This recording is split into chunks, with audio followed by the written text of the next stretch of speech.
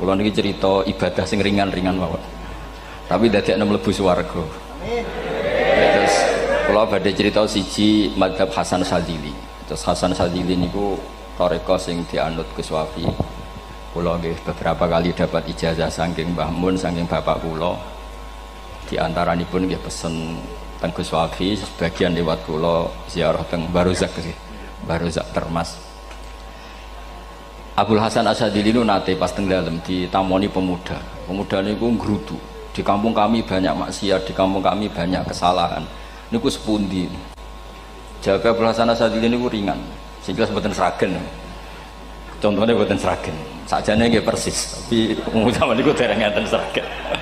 Kok tenggen kula kathah maksiat ngeten-ngeten. Jawab Abdul Hasan Asyadili enteng ngoten.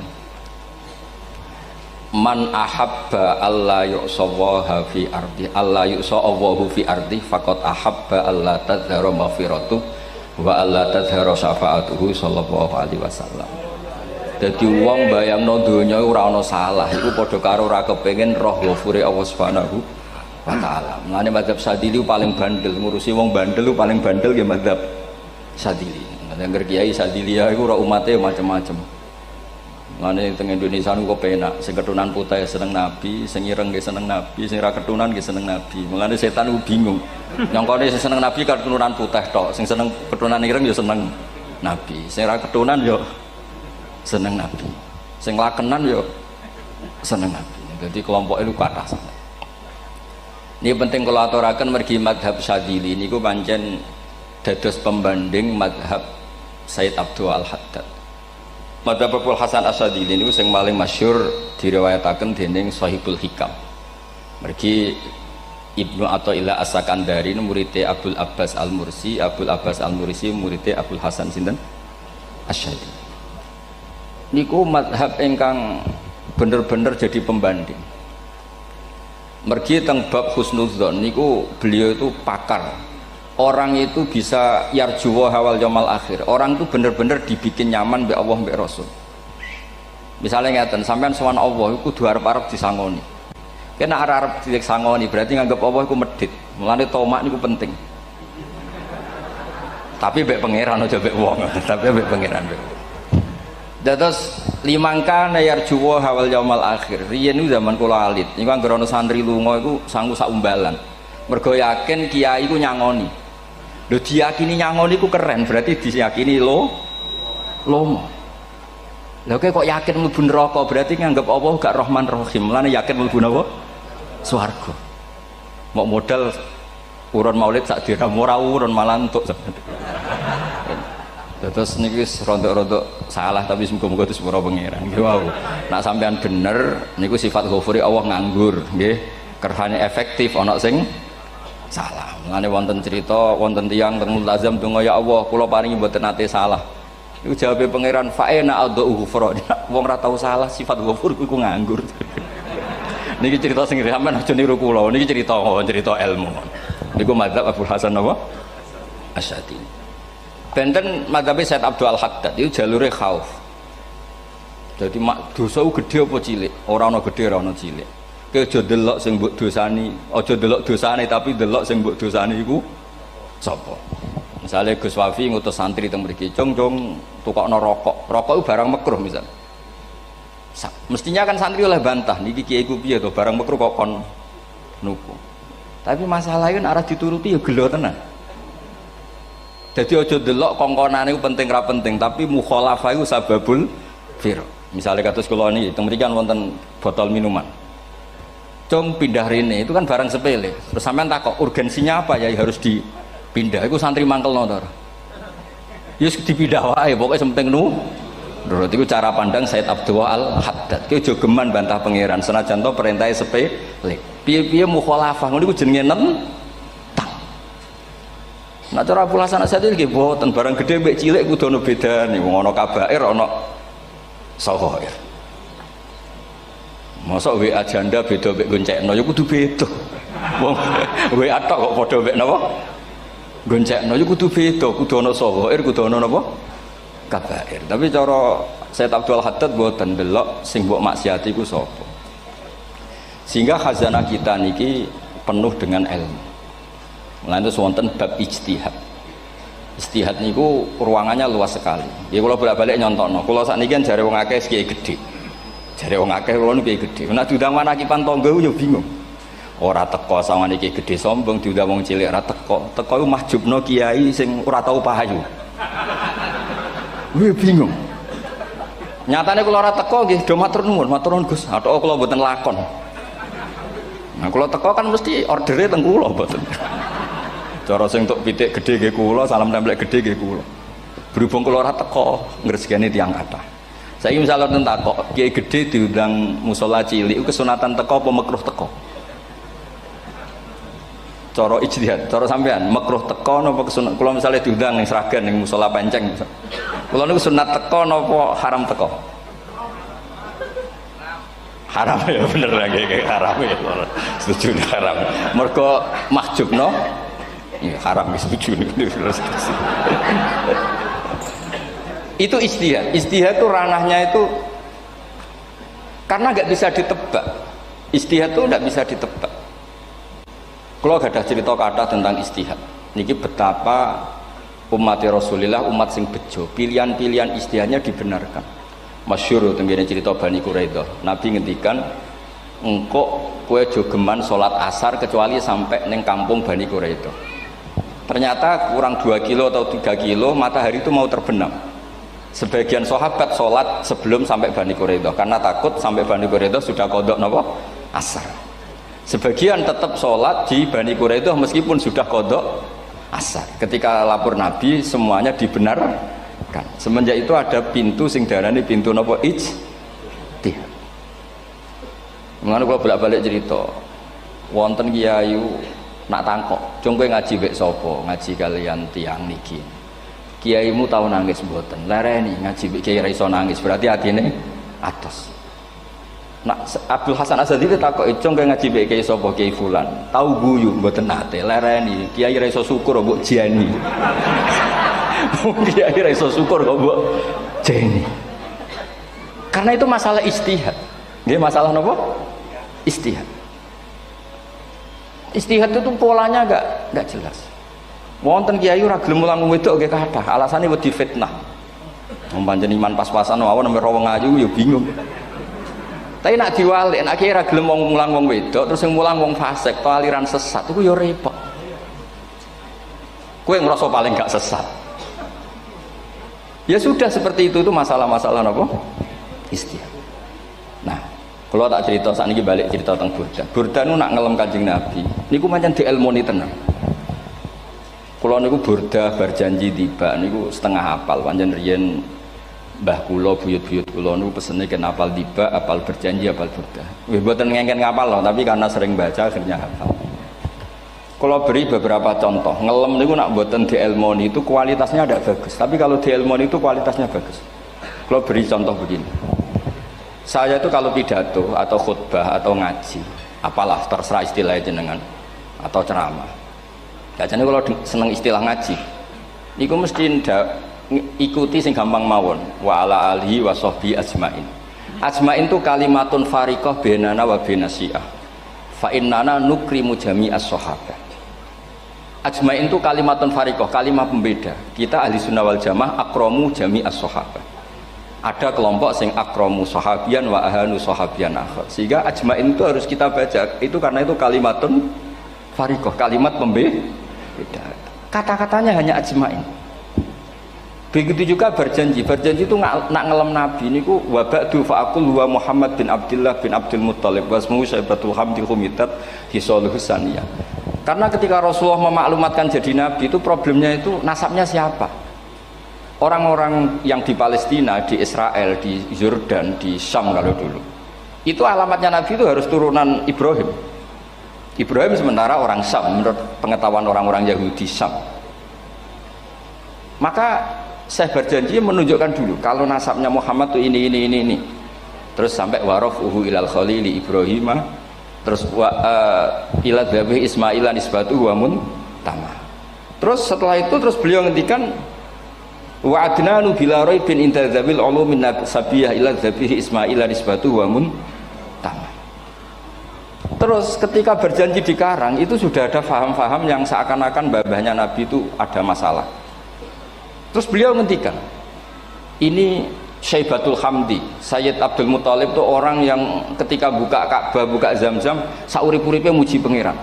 Terus banyak lagi wasumi'a fi sulbihin Nabi sallallahu alaihi wasallam dzakarallaha ta'ala walab. Mbah yang ini bahkan dengar ketika Nabi masih di punggungnya membaca tasbih. Terus sampai fa'azim bihi min ikdin ta'allaqat kawakibud durriyah wa kaifala wa sayyidul akramu sallallahu alaihi wasallam wasitatuhumun tak. Nabi itu orang suci, makanya harus lewat rahim yang suci, harus lewat bapak yang suci, mbah yang suci, sampai ila khalilir rahman Ibrahim alaihis salam. Makanya terus dinagumkan nasabun tahsibul ula bikhulau, terus tarokus sifaha falam yusibhum aruhu min adami wa ila abihi wa ummihi. Karena kabeh sonal ismihi, semuanya itu untuk menjaga asmanya Nabi Muhammad sallallahu alaihi wasallam. Kemudian Burda membentuk itu dalam bentuk nazuman. Misalnya beliau ngendikan Rasulullah itu mutiara. Jadi ketika dakwah berpola ya baik, ketika tidak berpola juga baik. Beliau cara muji Nabi faddurru yazdatu husnan wa huwa muntazimun. Namanya mutiara ketika diuntai pasti sangat indah. Tapi terus-terusannya itu wale sayang kusu qadran ghairu muntazimi. Tapi namanya mutiara, mbok berserakan pun tetap indah. Jadi unik. Berarti ketika beliau uji Nabi dakwah tertib pernah. Sholat tuh harus begini, harus begini, harus begini. Beliau sholatnya tumakninah tertib. Tapi Nabi pernah sholat gak tertib. Duhur tuh 2 rakaat. Mana anak kiai rodok lalinan itu ya anak sana tuh. Duhur itu 2 rakaat. Tapi barokahnya Nabi duhur 2 rakaat diketahui cara sholat kalau salah itu gimana. Umpama Nabi sholatnya bener terus, itu akan kesulitan kita solusinya ketika ngalamin apa? Kesalahan. Makanya Nabi ngendikan ma kuntu ansa walakin unas sali as-sunnah, itu mestine ra tau lali, tapi didesain lali biar bisa jadi sunnah. Wonten tiyang salate suwi maca surat Baqarah, wonten tiyang badhe njupuk wedhuse lah cara Indonesia. Bareng kesuwen piyambake mufaraqah. Walhasil Mu'ad matur Nabi, ini munafik di tengah-tengah sholat kok mufaraqah. Si penggembala unta ini juga ngeklaim, ya Rasulullah imam kita tidak benar, sholatnya kesuwen. Pikirannya wong ora bela imame. Ternyata Nabi gak bela sing ngangon. Afattanun anta ya Mu'ad. Wong imame wong seragen surat Baqarah.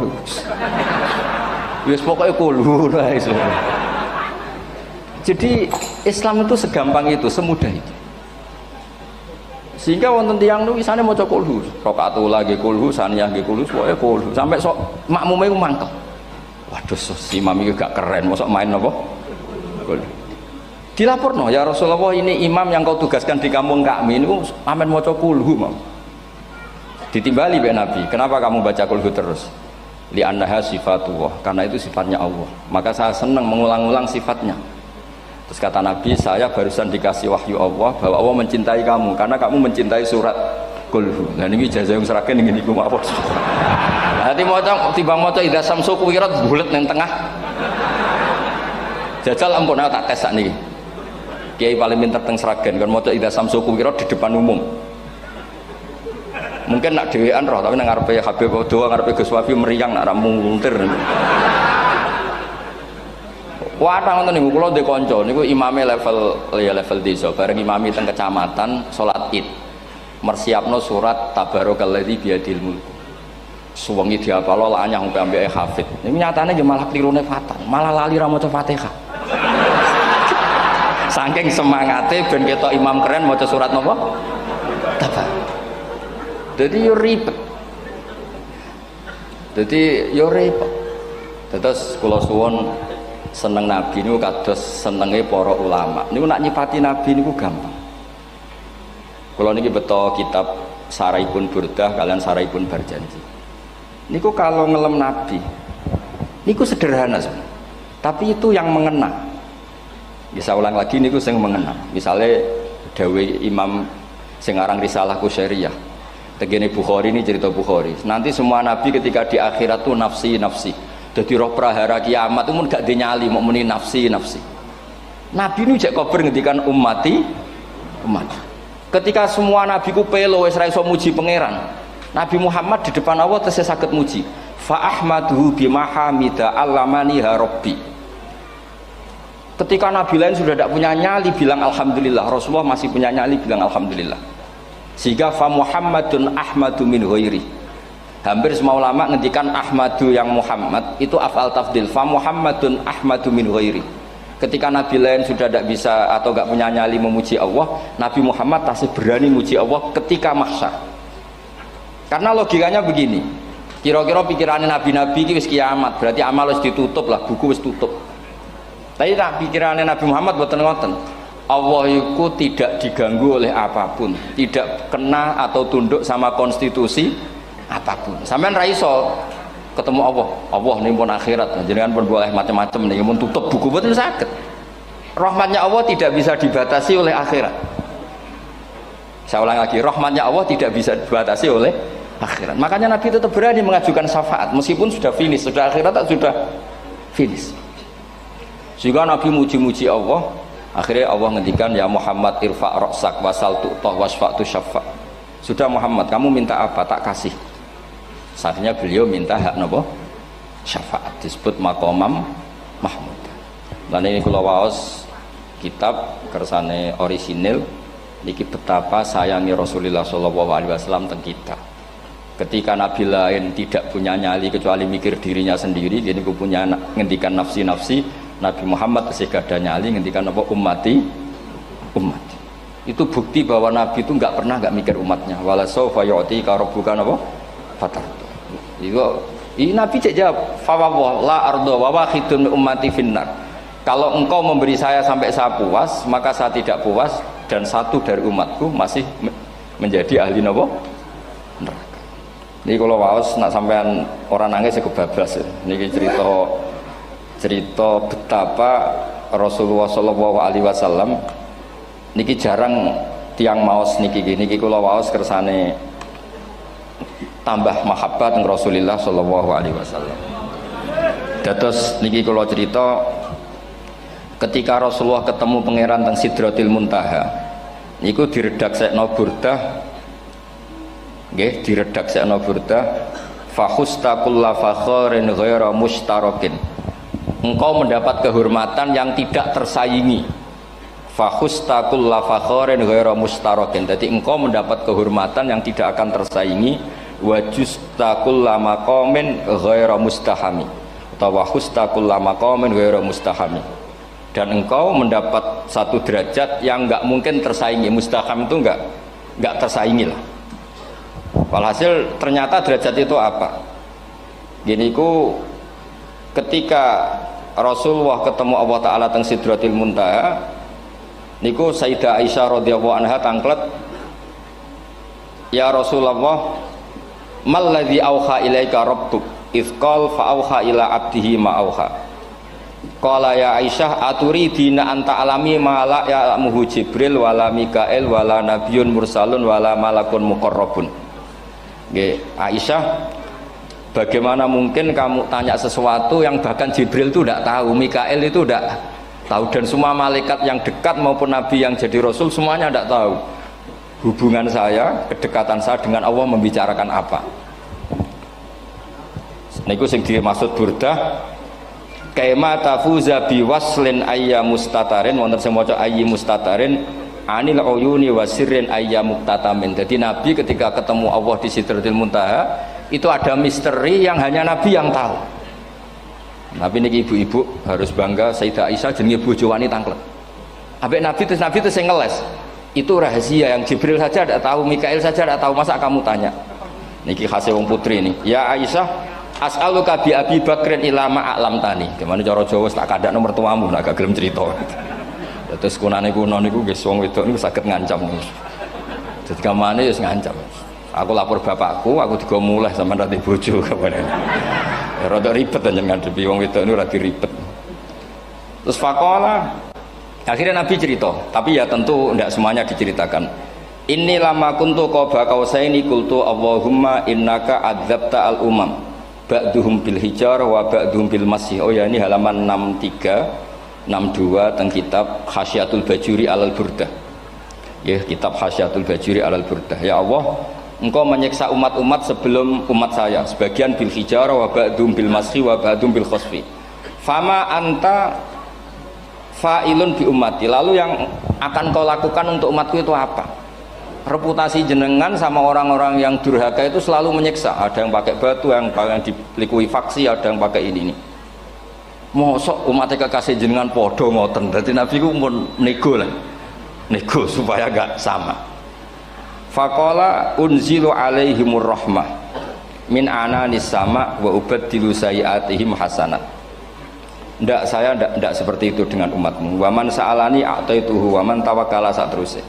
Terus wa fid dunya asturu alal usad wa fil akhirah usyaffi'u kafihim. Orang-orang yang masih maksiat di dunia tak kasih hak tobat, dan nanti di akhirat tak kasih hak syafaat. Engkau tak kasih hak syafaat. Mulane ini penting dingertosi, bilih ukuran nabi baik itu gampang nak sampean ngaji ngangge ilmu. Syafaati li ahlil kabair min ummati, sok syafaatku kanggo wong sing salah akeh. Wong nabi ku ora melok dosa kok mikir nyafaati, nak rapi-apike wong ora mungkin. Wong sing dosa iku sampean, sing salah sampean, sing mikir solusine Kanjeng Nabi. Lho wong kok apikane ngono iku gak mungkin ta wong piye. Wong sing salah iku sampean, sing diutang yang sampean, sing kasus iku sampean, sing mikir Kanjeng. Nah itu cara ulama ngelem Kanjeng Nabi. Mulane khodam tuhu bimatihin astaqilu bihi dzunuba umrim madha fi syi'ri wal khodami. Dadi aku ngelem Nabi iku sebagai bentuk ngelem sing ndadekno dosaku ben disepuro pangeran. Misalnya kita suka Alphard, muji Alphard, suka Innova, muji Innova, suka kebun, muji kebun. Sing ribet ku nak suka hewan, seneng kucing ngamen ngelem kucing. Lho bareng ngelem Kanjeng Nabi kok ora iso. Lane jare Burdah, aku iku ngelem apa tau iso, mosok aku ora tau ngelem Kanjeng Nabi. Makanya terus beliau hidupnya, kemampuan syairnya didedikasikan hanya nggo ngelem Kanjeng Nabi Muhammad sallallahu alaihi wasallam. Makanya terus ngendikan wa huli kholasi khaira multazim. Saya dedikasikan kecerdasan saya untuk ngelem Kanjeng dan Nabi, dan itu solusi terbaik. Lalu nak ngelem Kanjeng Nabi kadang kebablasan, sampai dikritik banyak ulama karena kebablasan. Gini masyhur beliau ngendikan wala yadi ka rasulullah jahu kabi idzal karimu tajalla bismi muntaqimi. Wonten naskah sing tahalla dukan wau teng mriki diwaos napa tahalla napa tajalla Gusti. Tahalla ya. Wonten naskah tahalla wonten tajalla artosipun ngeten. Ya Allah, nabimu ini engkau gelari nabi yang ar-raufur rahim, sebagaimana yang sering disebut Habib Ali Al-Habsyi. Jika nabimu itu ar-raufur rahim, maka ketika engkau mau menyiksa saya dengan atas nama engkau al-muntaqim, zat yang tukang nyiksa, yang menyiksa, maka gelar engkau kepada nabi yang ar-raufur rahim kamu kemanakan? Jenengan kudu konsisten lho, kadung ngarani nabi jenengan raufur rahim. Maka sifat jenengan yang muntaqim jangan pakai dulu, karena saya ini umatnya Nabi yang kamu beri gelar Raufur Rahim. Paham tak jenengan? Maksudnya ya aja sida nyiksa wong kadung mbok arani Raufur Rahim. Dadi wala yadi ka Rasulullah jahu kabi idzal karimu tajalla ta tahalla bismimun takim. Terus sekarang Burda jenenge Muhammad. Allah kadung janji wong sing jenenge Muhammad ora bakal disiksa. Sebetulnya maknanya ya Muhammad Sayyidul Anbiya nih. Tapi ketika ono panggilan Muhammad ke depan, Muhammad gak boleh disiksa. Jeneng kula nggih Muhammad. Dados Burdanu saking yakine ngendikan fa innali zimmatan minhu bi tasmiyati Muhammadan wa huwa afal khalqi bi zimman. Gusti jenengan kudu eling nami kula niku Muhammad. Wong sing jenenge Muhammad itu ora oleh disiksa. Padahal maksudnya ora oleh disiksa kan kanjeng Nabi Muhammad, tapi piyambake namine Muhammad. Terus ngendikan malih in ati dzamban fama ahdi bimun taqidi minan nabi wala habli bimun sorim. Gusti kula pun iman mbek jenengan. Iman itu nilainya tertinggi.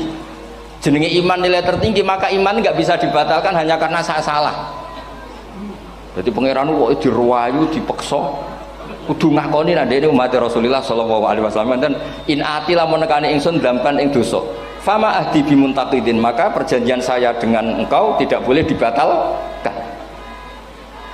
Itu termasuk hebatnya umat Rasulullah sallallahu alaihi wasallam, apapun salahnya niku tetap diakoni umat Rasulullah sallallahu alaihi wasallam. Mergo termasuk kelebihan Nabi nu gak ada hak napa syafaat. Nggih eling-eling termasuk kelebihan Nabi nu gak ada hak napa syafaat. Meskipun kita tetap khawatir jenenge dosa ke istighfar, Tapi aja dadi putus asa mergo napa in anti dzamban fama ahdi bimuntaqidhi minan nabiyyi wala habli bimun sorim. Terus niku cerita-cerita madhe ulama teng Rasulullah sallallahu alaihi wasallam. Mereka milih kata-kata sing wong apik eling terus. Nggih eling terus. Wau kados wau fadurru yasdadu husnan wa huwa muntazimu wa laysa yang kusukotron heramun. Jadi dulu tuh pernah ada faham-faham sing cara zahiri hadis iku abai nabi itu seperti ini cara zahiri hadis. Tapi ahli sunnah wal jamaah terus di pendapat bapake nabi babe nabi ku min ahlil jannah. Mergo apa? Wa kaifala wa sayyidul akramu sallallahu alaihi wasallam wasitatul muntaqah. Nabi itu orang suci, pasti lewat rahim-rahim yang suci. Minal aslabi thahira ilal arhamiz zakiyatil fakhira. Itu logika yang dibangun. Sehingga terus mantep barokah wau mau sedibak mau berjanji kiyakan wong Islam an-nabi min abihi wa ila jaddi jaddi sampai Adam niku kabeh tarokus sifaha falam yusibhum aruhu min adami wa ila abihi wa ummi. Begitu juga masalah iman. Soal misalnya ada pertanyaan ilmiah, lalu Ibrahim gimana? Karena nanya Azar itu kafir. Zaman ada Nur Rasulullah sallallahu alaihi wasallam, Azar belum kafir. Setelah intikal ke Ibrahim baru Azar kafir. Atau ada yang menjawab istilah abun di situ itu majaz. Sebetulnya Azar bukan bapak kandung tapi apa? Paman. Selalu ada jawaban ilmiah dari ulama-ulama ahli sunnah wal jamaah. Tapi kalau pesen teng jenengan sementing niku mau tiba berjanji napa bodan ada 1-2 bait yang jenengan tahu maknanya. Sehingga nanti kualitas mahabbah kita, kualitas kecintaan kita pada Rasulullah sallallahu alaihi wasallam niku tambah. Misalnya ngeten kula kan nekuni tafsir ya. Ada ayat rubama yawaddul ladzina kafaru law kanu muslimin. Niku hampir semua mufassir konsensus sepakat jeng ben nek wong Islam mlebu neraka. Niku sampean kudu ndonga nek mlebu neraka muga-muga jejer wong kafir sing kecangkeman. Niku dinyek. Jarene iman nekani mau oleh jutene neraka padha wae aku. Apa meneh misalnya sampean hafal Quran jejer wong sing hafal jare kapit kok ora mlebu napa neraka. Kudu ana sing ngenyek. Mergo Allah nu tersinggung sakwise ana wong sing napa ngenyek. Akhirnya Allah tersinggung. Niku sing diceritakno tiba. Wa izzati wa jalali la ja'altu man akhlasa li bisyahadati kaman kadzdzaba bi. Adkhiluhumul jannata bi rahmati. Ora iso wong dekne tauhid apapun salahe wong dekne ndek tauhid ora ngarah dadi ahli neraka selawase kaya wong kafir. La ja'altu ora bakal gawe sapa ingsun man akhlasa li bisyahadah orang yang tauhidnya benar kamang kadzdzaba bi sebagaimana orang yang tidak bertauhid sama saya. Adkhiluhumul jannata bi rahmati. Padahal Allah dilapuri malaikat, malaikatnya kira diprovokatif. Malaikatnya lapure wajadnahum asrafu ala anfusihim wa wajadna amalahum minadz-dzunubi ka'amsalil jibal. Jare pangeran wis timbang seputi Gusti, wanane salah tok. Reputasine salah tok. Ghairu annahum yasyaduna alla ilaha illallah wa anna muhammadar. Niku jawabe pangeran wa izzati wa jalali la ja'altu man akhlasoli kaman kadzdzaba bi adkhiluhumul jannata bi rahmati. Nah, lafat-lafat seperti ini kita akan punya harapan ketika ndelok umat sing carane iman tesih blepotan, carane salat cek blepotan, carane zakat cek blepotan. Kita selalu punya harapan barokahnya iman, barokahnya mahabbah ning Rasulullah sallallahu alaihi wasallam, mereka tambah hari tambah baik. Jangan beragama yang tidak punya harapan, karena agama ini bagi yang punya harapan. Dimangka yarjuwa wal yaumal akhir, bukan yang tidak punya harapan. Wong Kanjeng Nabi sekaruan Nabi orang terbaik dilarani wong Taif, disiksa wong Mekah. Niku malaikat usul kula siksane ya Rasulullah karena mereka menghina kekasih Allah. Mereka ada iman. Nabi masih punya harapan. Mungkin mereka ada iman. Tapi asawah ayyukhrija bal arju ayyukhrijawah min aslabihim may ya'budu wa la yusyriku bihi syai'an. Bapak orang iman, aku cek di harapan anak putune iman. Dan sedekah Rasulullah sallallahu alaihi wasallam. Saniki kata bapak era poso, anaknya melok TPQ, bareng poso yuk gendong, akhirnya bapak izin melok poso. Bapaknya mau Quran ratau, bapaknya nekani wisuda anaknya hafid. Mana bapaknya serah kena dibentuk, biar parep nopo anaknya. Nah anaknya kena dibentuk biar parep putune nganti Imam Mahdi turun nang ngoten mawon. Pokoke agama niki limangka nayarjuwa wal yaumal akhir. Terus kula suwun sak napa Madzhab Abdul Hasan Asyadzali. Nggih pancen madzhab niku kathah, tapi kula suwun agama teng zaman akhir dawuh Mbah Mun kudu kathah rojae. Nggih mergi walladzina amanu asyaddu hubbal lillah. Dawuh Imam Ghazali ar-roja yuqaddam alal khauf. Mergo roja dadekno mahabbah. Orang yang punya harapan itu lebih mudah mahabbah. Dan hubungan kita dengan Allah itu hubungan mahabbah. Ini ku walladzina amanu asyaddu hubbal lillah. Saman roh anake wakal kok hubungane putus asa mesti maksudno. Tapi nek hubungane iso wae saiki nakal so ben gak. Iso wae saiki goblok so ben gak. Senajan to so ben ra terbukti lah, penting hidup itu ada harapan. Guys, penting hidup itu napa? Ada harapan. Kata ulama ngendikan afdhalul ibadah intizarul farad. Apa-apa ibadah selalu punya napa? Harapan. Terus Indonesia yang seperti ini kita berharap akan lebih baik, akan lebih baik. Wong cilik kula niku sing jilbaban mau keluarga ketok. Saniki kathah tiyang napa? Jilbaban. Cilik kula tiyang salat kuwi masjid nggih mboten serame sekarang. Sampeyan ra iso grutu, tapi salat tok tapi atine ngene-ngene. Wah ya ribet nak ngoten sampeyan nyoal ideal nggih ribet. Pira-pira gelem napa?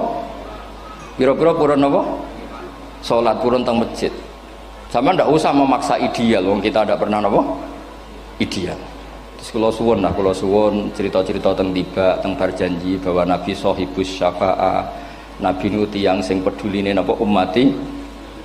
Jadi ketika Nabi lain mboten gadah nyali ngadepi hisab, ngene iku do muni nafsi, Nabi tesih gadah nyali mikir umate ngendikan mati. Carane apa? Muji pangeran bimahamida allamani ha rabbi. Lane dawuh iki teng ulama-ulama dawuh fa Muhammadun ahmadu min ghairi. Makanya summiya Muhammadan mergo li annahu satu wasammihi idza wada'atihi Muhammadan li annahu satu madun apa? Ubah wa summiya Ahmad li annahu ahmadu min ghairi. Ini hampir semua ulama ngendikan ketika teng mahsyar semuanya Nabi gak punya nyali untuk matur minta sama Allah mergo wis kiamat berarti wis finis. Nabi tesih gak ada pikiran Allah itu tidak terhalangi oleh kiamat, Allah tidak terhalangi oleh akhirat, Allah tidak bisa dihalangi apapun, sehingga Nabi tetap wani jaluk pangeran. Berarti mujine Nabi ku lebih tok karena tahu Allah itu tidak terbatasi. Nah karena Allah tidak terbatasi, podo-podo Allah wapian, wis tak jaluk kanggo umatku sing mati alat tauhid. Berhubung Nabi ngoten terus Allah ngendikan ya Muhammad irfa ra'sak napa wasal tu'tah wasfa tusaffa. Muhammad kepala kamu angkat, kamu minta apa saya turutin. Terus Nabi minta hak napa syafaat. Seseorang bertobat. Dulu umatnya Nabi Musa ada yang menyembah anak sapi, ijel itu, harus tobat. Itu tobatnya ekstrim betul. Kalau tobat sekarang kan cukup istighfar sama istighosah. Kalau dulu enggak, liyak tulal bari umingkum al mujrimah, yang terbebas dari dosa menyembah anak sapi, membunuh yang terlibat atau pernah menyembah anak sapi.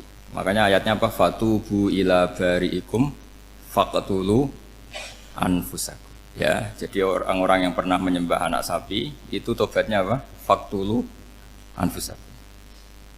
Sebab itu semua ulama berkewajiban menerangkan nasa mansuh. Sampai Sayyidina Ali suatu saat ada mubalek atau ustadz itu ngajar di masjid, ditanya, kamu tahu nasa mansuh enggak? Enggak tahu. Terus kata Sayyidina Ali, berhenti jadi mubalek, lisensinya dicopot. Dicopot, kemudian halakta wa ahlakta, kamu rusak juga merusak. Kenapa demikian? Logikanya begini, semua nabi itu kan panutan. Saya ulang lagi ya, semua nabi itu panutan. Tapi kalau kamu tidak tahu nasaman, so jangan-jangan kamu ikut nabi sebelum kamu, yang nasahnya itu syariatnya sudah apa? Mansukhoh, sudah di nasah. Itu kayak kasus Sunda Wiwitan ini. Itu gak mau punya Nabi Muhammad karena kurang keren, kurang sepuh. Nabinya langsung Nabi Adam. Resikonya adalah beberapa aliran sesat itu, aliran yang kurang benar itu, zaman Nabi Adam kawinan otomatis sama saudaranya. Lalu masa sekarang kita membolehkan kawin sama apa? Kalau sama Nabi Adam mau tidak mau. Karena yang cowoknya ya bin Adam, putrinya binti Adam. Lalu Allah bikin satu sunnah yang suami istri itu harus beda, yaitu satu kandungan itu melahirkan satu pasang. Dan mulai dulu memang pasangannya orang jelek itu orang cantik. Makanya agak sial itu yang perempuan-perempuan itu. Memang mulai dulu gitu. Kalau cantik itu kesunatannya dapat jelek. Nanti sama-sama masuk surga. Karena yang cowoknya ibadahnya syukur, yang ceweknya sabar. Itu nanti sama-sama.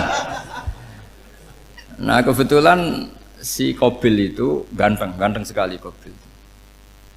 Berpasangan dengan Labuda itu jelek gembrot, pokoknya tidak cantik. Enggak lah, kebalik. Qabil itu berpasangan sama Iklimah. Jadi Qabil ganteng, punya adik kandung namanya Iklimah itu cantik sekali. Yang Habil itu rapati apa? Berarti yang Habil apa? Ya rapati ganteng, berbarengan dengan Labuda juga rapati cantik.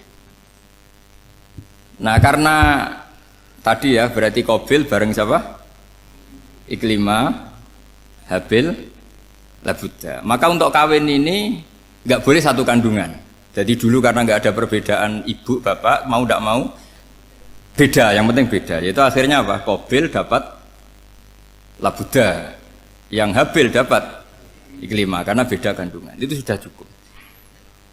Nah, akhirnya kan nggak terima si Qabil. Masa orang ganteng dapat orang jelek. Jadi mulai dulu itu maunya orang ganteng ya dapat orang cantik, nggak terima. Tapi Allah ngatur seperti itu. Akhirnya terjadi percekcokan. Nah, dulu itu semuanya itu religius, sehingga ukuran percekcokannya masih religi, yaitu ya gini saja, kita ngadakan kurban, yang diterima itu ya menang. Ya ternyata dalam kompetisi itu yang menang siapa? Habil. Akhirnya Habil jadi menikahi siapa? Iklimah. Kalau sekarang kompetisinya kan siapa paling kaya ya menang, lebih gampang. Nah kemudian bayangkan misalnya, ya saya ini menerangkan asa mansuh. Kita semua sering ngomong, sering berkoar-koar, sering menyarankan atau mewajibkan para nabi itu panutan dalam semua perilakunya. Ternyata ada beberapa perilaku yang sudah dinasakh atau dihapus ketentuannya oleh syariatnya Rasulullah Shallallahu Alaihi Wasallam. Maka mengenali nasakh mansuh itu keharusan dalam ulumul Quran. Ya, makanya Allah mengatakan apa? Manansakh min ayatin aw nunsiha pasti na'ti bi khairim minha aw misli. Jadi saya nerangkan nasakh mansuh itu dua sesi. Satu sesi antar nabi, dua di internal syariatnya apa? Nabi. Sekali saja hari ini tok, sudah setelah itu anggap pinter sudah. Kalau sudah jangan tanya lagi. Nah, ada beberapa lagi syariat yang masalah metode. Dulu Nabi Nuh itu dibolehkan oleh Allah saking mangkelnya sama orang kafir. Saya ulang lagi, orang kafir itu kan biadab sekali, nempat buminya Allah, makan rezekinya Allah, kemudian mengkafirkan Allah. Pikirannya Nabi Nuh, orang biadab gini nggak layak hidup, itu pikirannya Nabi Nuh. Kalau dia pakai militer, tidak punya militer, ya pakai langit akhirnya. Pakai kekuatan langit, beliau berdoa, Rabbi la tadzar alal ardi minal kafirina dayyar. Innaka intadzarhum yudillu ibadaka wa la yalidu illa fajirong kafar. Ya Allah, mereka ini orang-orang kafir, padahal pakai bumi engkau, pakai rezeki engkau, matikan semua saja. Jangan sisakan satupun. Karena kalau masih sisa, nanti anak turunnya ya gitu. Gennya gendo ya pasti melahirkan gendo. Gen, wala yalidu illa fajirong kafar. Kalau kamu sisakan pasti melahirkan generasi gendo lagi, kafir lagi. Dituruti sama Allah. Kecuali orang 80 yang ikut Nabi Nuh. Nah orang 80 yang ikut Nabi Nuh ini selamat karena iman. Maka generasi yang sekarang ini termasuk saya semua ini, semuanya turunan orang iman. Maka kita ini punya dua status. Satu, Allah kadang manggil kita ya Bani Adam, karena faktanya kita turunan Nabi apa? Adam. Panggilan kedua adalah Zurriyataman Hamalna Ma'anu. Orang-orang sekarang itu pasti turunan orang yang ikut perahunya Nabi Nuh. Jadi nasab kita ini sudah steril, sudah tidak ada nasab lewat kafir, karena yang kafir sudah habis. Semua orang sekarang itu turunan Nabi Nuh, yaitu disebut apa? Zurriyataman Hamalna Ma'anu. Yaitu sekitar orang 80. Nah, oleh Allah Subhanahu wa taala syariat seperti ini pernah dituruti, yaitu akhirnya mereka mati semua kecuali orang 80 yang mukmin. Tapi uniknya Allah apa? Era Rasulullah Shallallahu Alaihi Wasallam, Nabi kita Nabi Muhammad itu diutus rahmatan lil alamin. Ketika Nabi didustakan, diusir, disakiti, malaikat gunung, beberapa malaikat sing ahli adab spesial eksekutor lah kira-kira gitu. Muhammad, kamu bilang saja ke saya, kalau kamu ingin orang-orang Mekah Bujal CS, saya hancurkan. Tapi apa kata Nabi? Saya berharap kalau mereka belum iman, anak cucunya iman. Karena bagaimanapun sperma ya atau calon bayi atau calon keturunan itu kan ada fi aslabir rijal atau fi zuhurir rijal. Jadi kalau dalam ilmu agama itu gen manusia itu disimpan di zuhurir rijal di punggung lelaki. Nanti dipindah ke arhamin nisa. Logikanya gini. Ini dengerin ya. Logikanya gini, misalnya Abu Jahal. Abu Jahal itu di situ ada orang namanya Ikrimah. Itu anaknya Abu Jahal. Itu orang mukmin. Akhirnya ya jadi orang alim. Abu Lahab itu di rahimnya di punggungnya ada perempuan namanya Darroh. Akhirnya juga orang mukminah. Saya berikan contoh. Khalid bin Walid itu anaknya Walid. Walid itu musuh besarnya Rasulullah. Tapi di punggungnya ada orang bernama Khalid. Ini dengerin. Nah di punggung ini kira-kira Allah sudah tahu apa belum? Jawabannya sudah tahu. Artinya kalau ini mati atau kamu bunuh, kamu sebenarnya nggak bunuh orang kafir saja, bunuh calon orang mukmin yang sekarang masih bersemayam di punggungnya orang-orang kafir. Jadi bisa saja orang yang sedang kafir itu ada sekian calon generasi yang suatu saat mukmin. Itu syariat yang diajarkan ke Rasulullah SAW. Karena kasofnya Nabi, kasof itu satu kondisi di mana seorang Nabi itu dipertontonkan sesuatu yang nggak kelihatan. Itu dalam bahasa Arab kasof atau mukasyafa. Nabi dipertontonkan ternyata banyak orang kafir yang di punggungnya itu ada calon generasi mukmin atau muslim. Akhirnya Nabi nggak berani. Jangan bunuh. Mungkin bapaknya ada iman tapi anaknya iman. Betul, Abu Jahal punya anak Ikrimah, Abu Lahab punya anak Darroh, Walid punya anak siapa? Walid. Itu mirip seperti kita, bapak era sholat, anak ETPK sholat, akhirnya bapaknya katut sholat.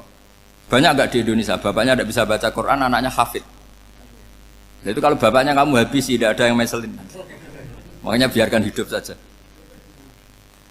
Nah, artinya gini, andaikan tidak ada ulama yang menerangkan nasa mansuh, dikira syariat Nabi Nuh itu abadan mu'abbadat, selamanya lama.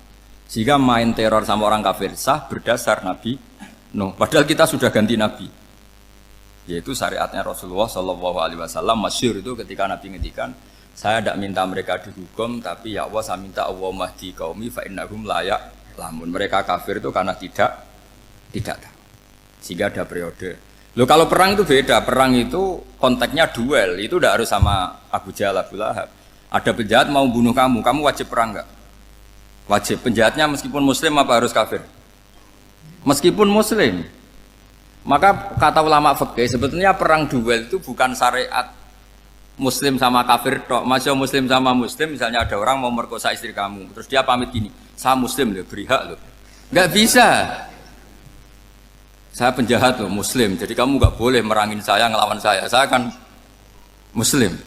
Nggak bisa, tetap harus dilawan. Makanya kata ulama-ulama fikih, pertarungan sama musuh itu tidak harus sama orang kafir. Orang muslim pun yang mengganggu kehormatan kita, misalnya mau merkosa istri Anda, itu harus dilawan. Makanya Nabi ngendikan mangkutila duna mali fahuwa syahid, mangkutila duna harimi fahuwa syahid. Orang yang mati karena membela kehormatan keluarganya atau hartanya, maka dia mati syahid. Dan penjahat yang mati ini muhaddarun damu, diabaikan sehingga enggak kena kisos, membunuhnya enggak kena. Misalnya ada penjahat mau bunuh kamu duel, menang. Kamu nggak kena kisos karena ini muhaddarun damu, diabaikan kehormatannya. Padahal dia muslim, apa? Muslim. Ini perlu. Jadi ini mengaji ini agak jelimet tapi gampang. Kan kalau paham nggak paham selesai, jadi nggak baca selesai itu.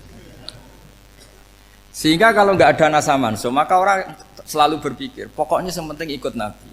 Nah itu bahayanya kalau Anda tidak tahu detail, jangan-jangan syariat yang kamu ikuti itu syariat yang sudah berstatus mansukhoh, telah dicabut. Dan itu banyak. Makanya kata Sayyidina Ali ketika ada orang ngajar gak tahu nasa mansuh, halakta wa ahlakta, kamu rusak dan merusak orang lain. Seperti tadi pernah ada kawin itu satu turunan, yaitu era Nabi Adam. Masa kita sekarang kawin sama satu turunan, kan gak mungkin. Ya kan, pernah ada membumi hanguskan orang kafir, yaitu syariatnya Nabi Nuh, itu dihapus oleh syariatnya Nabi Ibrahim dulu. Yaitu Nabi Ibrahim menghentikan apa? Faman tabi'ani fa innahu minni wa man asani fa innaka ghafurur rahim. Ya, kalau orang ikut saya ya Allah ya pasti golongan saya. Kalau yang masih maksiat, masih balelo, saya berharap engkau ampuni. Akhirnya banyak orang kafir tobat. Coba era Rasulullah itu semua orang kafir Mekah itu kafir. Nabi belum wafat. Itu sudah ada 114.000 mukmin semua. Jadi Nabi menangi mayoritas orang menjadi mukmin dari mayoritas kafir, yaitu disebut wara'aitan nasa yadkhuluna fi dinillahi afwaja. Andai kan Nabi Muhammad pakai syariatnya Nabi Nuh, bisa enggak mengislamkan orang sebanyak itu? Enggak bisa kan? Maka ini penting mengenali nasah mansur. Jadi periode cara wong Jawa maksud no tuntas. Robila tadar itu, pasot tuntas itu, menghabisi itu habis di periode Nabi siapa? No, syariat itu sudah enggak dipakai lagi. Yang dipakai apa? Faman tabi'ani fa innahu minni wa man asani fa innaka ghafurur rahim. Lah Nabi Muhammad ini nabi yang kena khitab anit tabi' millata Ibrahim hanifah. Jadi masternya Nabi Muhammad itu mentornya Nabi Ibrahim. Sehingga syariatnya ya faman tabi'ani fa innahu minni wa man asani fa innaka ghafurur rahim. Tidak syariat rabbila tadzar alal ardi minal kafirina daya. Jelas ya, jadi mengenali nasa manso itu penting sekali. Karena kalau tidak, Anda halakta wa ahlakta, kamu merusak diri kamu sendiri, juga merusak orang lain. Karena menfatwakan hukum yang sebetulnya sudah berstatus mansukho, hanya berdasar, itu kan syariatnya nabi-nabi dulu. Syariat yang apa? Syariat yang nggak pernah terhapus hanya satu, usuluddin, yaitu tauhid, itu sama. Tapi kalau syariat itu beda-beda, atau furu'iyah itu beda-beda. Itu tadi saya beri contoh, era Nabi dulu kalau ada pakaian najis dipotong, dibuang. Era Nabi Muhammad dicuci. Orang kafir dihabisi oleh langit. Era Nabi Muhammad nggak boleh, bahkan didoakan Allahumma hdi qaumi fa innahum la ya'lamun. Di Qur'annya apa? Wa in ahadum minal musyrikin astajaraka fa'jirhu hatta yasma'a kalam Allah summa ablihu makmana. Jadi kalau ada orang kafir nggak boleh main dihabisin, mereka beri peluang untuk mengkaji kitabullah hatta yasma'a kalam Allah. Kalau mereka sudah berpeluang ngaji, harus summa ablihu makmana, harus dijamin keamanan. Ya, karena apa? Dzalika bi annahum qaumul la ya'lamun. Bagaimanapun mereka memang karena tidak tahu. Nah, kenapa tidak tahu? Enggak. Karena tadi mereka tertutup oleh kultur yang beratus-ratus tahun. Mbah-mbahnya mereka menyembah batu, menyembah berhala. Ya taunya itu ya Tuhan. Bagaimana Anda bisa menjelaskan sesuatu yang sudah beratus-ratus tahun kan tidak gampang. Maka ada periode dimaklumi, apa?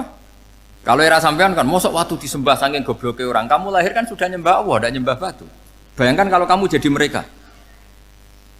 Wong perut kamu saja disuruh makan pizza sakit kok, karena saking lamanya makan sambal kan gitu. Kamu bilang perempuan Indonesia saja cantik kok, saking lamanya jadi orang Indonesia. Padahal orang Indonesia tanyakan orang Eropa, cantiknya di mana? Kamu lahir di Afrika, bilang orang Afrika itu cantik, tanyakan orang Eropa, cantiknya di mana? Hitam gitu kok. Jadi orang itu pasti terkooptasi oleh sekelilingnya. Orang Afrika akan bilang wanita Afrika itu cantik. Coba tanyakan orang Eropa, cantik apa enggak? Belas. Orang Eropa yang kulitnya gitu kata orang Eropa indah, kata sampean. Koyok anaknya kebo katanya udah jadi. Jadi orang itu akan terkooptasi oleh sekelilingnya. Bayangkan kalau semua orang nyembah berhala terus kamu ndak, alasan kamu apa? Kan menentang mayoritas. Dan itu berat. Maka dimaklumi oleh Allah, dzalika bi annahum qaumul la ya'lamun fi manah panyeruar. Nah, pemakluman ini yang mulai sekarang terkikis. Orang main pukul saja enggak mau ngaji. Enggak mau ngaji Quran secara kafah. Jadi fatwanya Islam kafah tapi ngajinya Quran enggak kafah. Ngambil 1-2 potongan ayat dipakai dalil. Jadi Islamnya inginnya kafah tapi ngajinya Quran enggak. Kalau kafah ya hafal 30 juz itu. Kalau mau ya, kalau mau kafah ya hafal berapa? 30 juz. Makanya saya sering bilang, saya sering dinasihati orang karena belum tahu saya ini hafal Quran. Bapak harusnya Islam itu kafah. Kata saya ya dimulai dari konsep Islam itu kafah dulu, apa ya hafal Quran secara kafah. Jadi ini penting saya utarakan. Bahaya sekali orang mengenali Islam tanpa mengenali nasah mansukh. Karena beberapa syariat Nabi sebelum kita itu berstatus mansukh. Terus contoh berikutnya, ini nasah mansukh antar Nabi apa khusus internal Nabi? Ntar Nabi aja nggak selesai nih sampai subuh aja nggak selesai. Contoh yang paling keren mungkin cowok semua senang. Nabi Dawud dulu istrinya berapa? 99. Nah itu kalau masih halal itu kan berarti jenengan tuh punya istri berapa? Wah itu kan ngeri betul. Punya satu aja repotnya gitu apalagi berapa? Punya 99. Terus kamu bilang gini, ini kan syariatnya Nabi Dawud, Nabi kan bisa diikuti. Pernah ada periode di mana seperti itu boleh. Jadi makanya mau tidak mau ngenali nasah mansuh itu harus. Kalau enggak ya kamu masih berkeyakinan boleh beristri berapa? Nah ini penting saya utarakan. Makanya Sayyidina Ali itu kalau ngetes calon mubalek, kira-kira kalau Kemenak dulu inginnya apa? Sertifikasi apa? Mubalek. Itu tanyanya gitu. Ta'rifun an-nassa wal mansuh, kamu apa tahu nasa mansuh? La. Jawabnya Sayyidina Ali, halak tahu ahlak tahu, kamu orang yang rusak. Karena tadi takutnya ada syariat yang sudah mansukhoh dipakai. Itu tadi misalnya kita ini tidak umatnya Nabi Nuh, tapi pakai syarat Robbila tadar alal ardi minal kafirina. Terus ketiga begini, misteri manusia itu. Dan ini kita tidak pernah tahu sampai kiamat, tapi ini ilmu harus kita diskusikan. Misalnya saya ini namanya Bahauddin. Saya sekarang hidup sampai 2019 sekarang. Kan hanya Allah yang tahu berapa turunan saya sampai kiamat dan statusnya kayak apa. Donald Trump juga gitu. Donald Trump itu sekarang kafir, tapi kita tidak pernah tahu nanti turunan keberapa ada yang Muslim. Lah turunan yang calon Muslim ini diletakkan di mana kita tidak tahu. Yang jelas kalau kamu bunuh itu katut itu. Artinya gini, logika membiarkan orang kafir itu ya ada logikanya. Nah, logika membunuh karena mereka mau membunuh kita ya ada logika fikihnya, karena kalau kita ada membunuh dibunuh. Makanya semuanya hukum ini terus bergantung al-hukmu yaduru ma'ilatihi wujudan wadam. Di sini terus dipertemukan. Makanya semua nabi itu kalau yang namanya membunuh pasti pas perang saja, karena ini kondisi yang memang pilihannya hanya dua, kalau nggak dibunuh ya membunuh. Ada duel lah itu. Maka ini butuh kajian fikih dan orang nggak boleh subjektif dalam hal ini. Saya ulang lagi, tidak boleh subjektif karena tadi orang yang kamu katakan sekarang misalnya Zaid, kamu itu bodoh sekali. Kenapa bodoh? Nggak hafal Quran, nggak pernah kuliah, nggak pernah ngaji. Ternyata Zaid ini bersemayam calon anak yang alim alama hafal Quran, namanya Umar, tapi masih jadi sperma. Suatu saat Zaid itu punya anak alim alama, kan banyak orang nggak bisa baca Quran punya anak hafid, banyak nggak di Indonesia? Banyak nggak petani yang punya anak dekan? Petani punya anak dekan, yang dekan punya anak naik kelas saja susahnya bukan main. Banyak kan? Nah ketika dibalik nanti ada dekan punya anak goblok, yang petani punya anak dekan, pinter mana? Kita tidak pernah tahu, makanya ini kan ya sudah, kalau nggak pernah tahu ya bilang saja wallahu alam, kan selesai. Daripada keminter keliru kan ada wallahu alam. Makanya cerita favorit guru saya Kiai Haji Maimun Zubair itu punya apa namanya Kiai Zubair. Itu cerita favoritnya itu ada santri namanya Soleh. Soleh itu alim alama. Orang Madura itu cara berpikir kan kalau kiai saja alim seperti itu, apalagi bapaknya. Pas bapaknya main ke pondok, santrinya ada ribuan. Bapaknya main ke pondok itu sholat itu ya nggak bener, nggak sesuai sunnah Rasul lah kira-kira gitu. Sudah sholat itu nggak bener, apa-apa nggak bener. Masih ditakwil sama santri Madura karena orang Madura itu kultus. Mungkin khilaf itu satu khusus, pokoknya perlakuan khusus. Suatu saat saking bodohnya orang itu kenceng tuh pinggir musola. Wah ini nggak bisa ditakwil lagi, akhirnya nggak bisa ditakwil tuh nggak. Wah ini sudah nggak bener ini, nggak bener.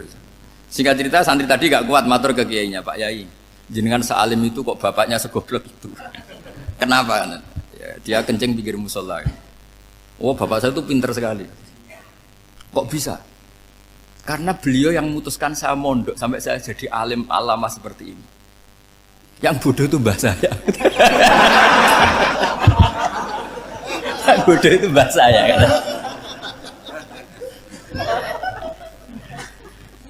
Artinya gini, sekarang misalnya Anda dekan atau Anda rektor atau Anda profesor atau Anda kiai top mubalek kondang. Anda mubalek kondang terus punya anak, gobloknya bukan main, atau apalagi anaknya ketangkep KPK. Yang satu anaknya orang bodoh jadi dekan. Kalau kompetisi ini pinter mana coba? Ada ahli metodologi tapi anaknya itu terlibat narkoba. Yang ini petani utun, anaknya dekan. Kira-kira kalau dikompetisikan pinter mana? Anaknya pinter petani tadi gitu. Yang ketika petani kamu vonis bodoh gitu. Tapi siapa tahu kalau ini menyimpan calon. Paham ya? Kita tidak pernah tahu. Makanya Quran selalu ngajari dalam ilmu sosial itu wa in adri la allahu fitnatul lakum wa mata'un ila. Dalam ilmu sosial itu kita harus jawab tidak tahu. Karena mungkin. Makanya saya tadi pagi ngaji di direktorat saya bilang, saya pernah diprotes orang, Gus kamu udah jelas 01 apa 02. Ya saya jawab gitu. Manusia itu makhluk yang paling nggak jelas gitu. Sekarang soleh suatu saat bisa saja nggak soleh. Yang sedang nggak soleh suatu saat soleh. Sesuatu yang mungkin rubah kok kamu fanatik itu gimana? Nalarnya itu gimana? Coba kita tahu dulu Wahsy itu pembunuh Hamzah, akhirnya mati mukmin ya enggak? Padahal orang yang sangat dibenci Rasulullah karena membunuh Sayyid siapa? Hamzah. Sa'labah yang tukang itikaf di masjid akhirnya su'ul khatimah. Kita tidak pernah. Lah kalau nggak pernah tahu ya tidak usah terlalu fanatik biasa saja. Kayak jenengan seneng saya itu ya saya tidak tahu sampai kapan ya. Saya seneng sampean sampai kapan ya tidak tahu. Kayak suami istri itu. Pas nikah harmonis bulan madu sampai kapan bertanya. Yang jelas paling awet itu pasangan jelek itu pasti nggak awet. Makanya jadi guyonan tuh. Pasangan itu jangan baik-baik gak awet, kalau jelek itu awet. Ternyata maksudnya cantik sama ganteng. Itu suatu saat pasti jadi jelek. Yang jelek sama jelek pasti jelek terus. Makanya jadi guyonan. Kalau pasangan jelek itu awet katanya. Tapi kalau pasangan baik, ternyata baik wajahnya itu pasti gak awet. Suatu saat pasti jelek. Tapi yang jelek awet. Karena mulai dulu ya jelek sampai gitu. Awet jeleknya maksudnya bukan. Ya jelas ya, jadi saya mohon sekali ini ilmu. Sampai ndak urusan, ini bukan urusan cocok ndak cocok, tapi ilmu. Ilmu harus kita dengar bahwa syariatnya para nabi itu yang sifatnya furu'iyah, tidak usuliyah, tidak tauhid itu potensi rubah. Sehingga mengkaji nasah mansuh itu satu keharusan seorang ulama. Makanya setiap ada syariat nabi, hal hadis syariah mu'abbadah amla, mansukhoh amla. Karena potensi itu tinggi. Kita tahu dulu semua nabi sholat menghadap apa? Baitul Maqdis. Era Rasulullah dipindah ke Ka'bah. Tapi kalau kamu katakan total Baitul Maqdis ya tidak juga. Nabi Ibrahim mulai dulu madhabnya ke Ka'bah. Tapi kalau Nabi Musa ke Baitul Maqdis. Terus kamu bilang ini 01, 02 ya ada, memang syariat jadi sesuatu yang furu'iyah. Nah, kenapa ini furu'iyah? Jawabannya sederhana. Ketika seseorang menghadap Ka'bah itu menghadap batu apa menghadap Allah? Allah. Ketika menghadap Baitul Maqdis hakikatnya menghadap Allah apa menghadap Baitul Maqdis? Allah. Maka menghadap Ka'bah itu sebenarnya masalah furu'iyah. Yang masalah usuliyah adalah inni wajjahtu wajhiya lilladzi fataras samawati wal ardh. Yang permanen adalah menghadap Allah Subhanahu wa taala. Cuma secara prosedur syariatnya secara zahir menghadap Ka'bah. Maka potensi rubah karena ternyata itu furu'iyah, untuk kiblatnya itu furu'iyah. Yang permanen adalah menghadap ke Allah Subhanahu wa taala. Ini penting ya. Jadi terus sekarang masih antar nabi apa di internal nabi? Ini sudah mau selesai waktunya, sudah habis ini. Internal. Ini sudah selesai, ini sudah pas ini. Mohon Pak Andi. Oh. Jam ini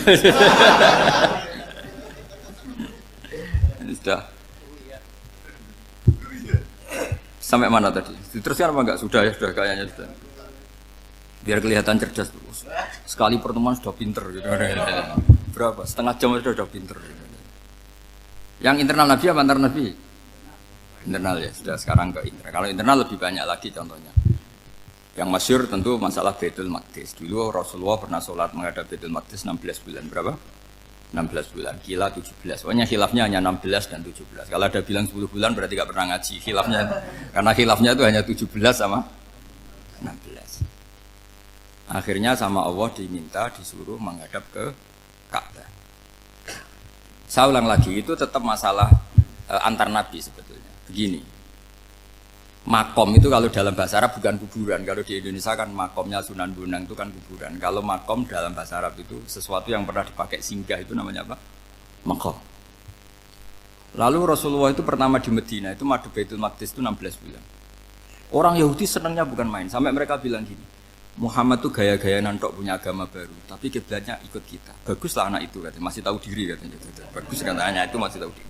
Jadi senangnya bukan main orang Yahudi, karena kiblatnya Muhammad sama dengan mereka. Ya tentu mereka jangkar Muhammad, bukan Sayyidina Muhammad atau Rasul Muhammad karena mereka masih gak iman. Nabi itu ya agak tersiksa karena beliau secara gen turunan Nabi Ibrahim dan kiblatnya Ibrahim itu Ka'bah. Agak tersiksa tapi sami'na wa ata'na tetap madhab ke Baitul Maqdis berapa? 16 bulan. Suatu saat Nabi Muhammad itu disuruh madhab Ka'bah. Ini dengerin. Akhirnya madhab ke Ka'bah. Apa yang terjadi? Orang Yahudi komentar gini, Muhammad itu gimana? Dia di perantauan rindu sama keluarganya, terus rindunya itu diaplikasikan jadi perilaku agama. Jadi dia madhab Ka'bah dianggap kangen. Kayak saya kan orang Rembang. Rembang itu apanya Jogja? Timurnya apa? Nggak, Jakarta itu mana Jakarta itu?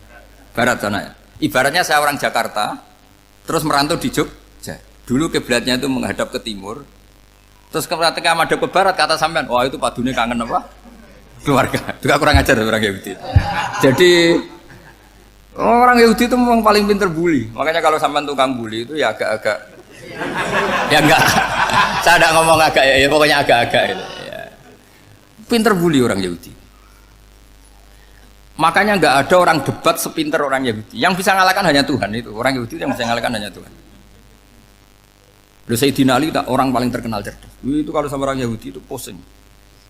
Karena ya apa logikanya itu? Saya beri sekian contoh. Ada orang Yahudi tanya gini, Muhammad, kalau kambing mati itu yang bunuh siapa? Ya Allah, mati langsung itu. Agama kamu itu aneh, Mak. Yang langsung sentuhan Allah haram, tapi yang lewat tangan-tangan jahil manusia malah halal. Harusnya itu yang halal kan orisinil langsung Allah yang bunuh. Jadi utaknya itu aneh, dari cara berpikir itu aneh.